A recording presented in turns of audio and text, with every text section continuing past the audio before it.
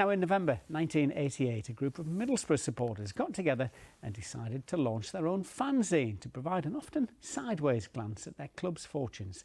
Well, 35 years and 460 issues later, Fly Me to the Moon has captured all the ups and downs at the Borough, and it shows no signs of slowing down, as Lee Johnson reports.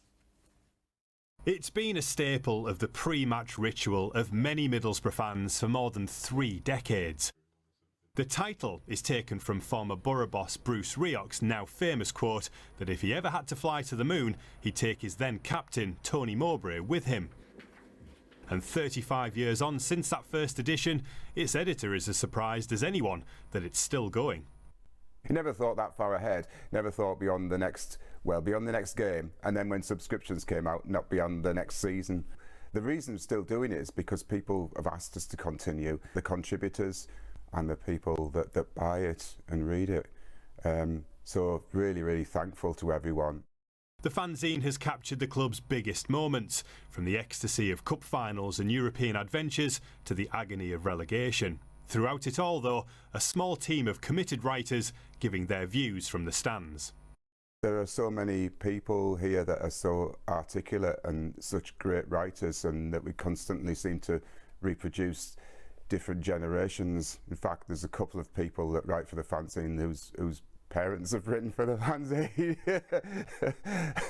That doesn't make me feel old, I don't think, no. Writers like 20-year-old Thomas Bartley.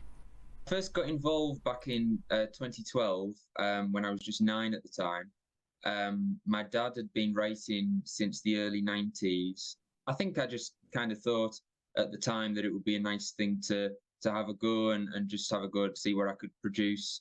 I definitely never imagined that all these years later I'd still be doing it. But it's been a fantastic opportunity to sort of practice writing and develop a bit of a voice and just, share our opinions about what's going on in the club. In an ever-increasingly digital world, fanzines still remain popular. Sunderland's a love supreme among some of the most recognisable. But what does the future hold for the magazine affectionately known as the Fly Me? I think as long as it's going, it will be a physical thing. I find that people's online attention span is shorter. So now I think, because we've got through all these different hurdles, I'm probably in it for life, Lee. Lee Johnson, BBC Look North, Middlesbrough. Still one of the funniest and best written fanzines around. Now, away from football, Newcastle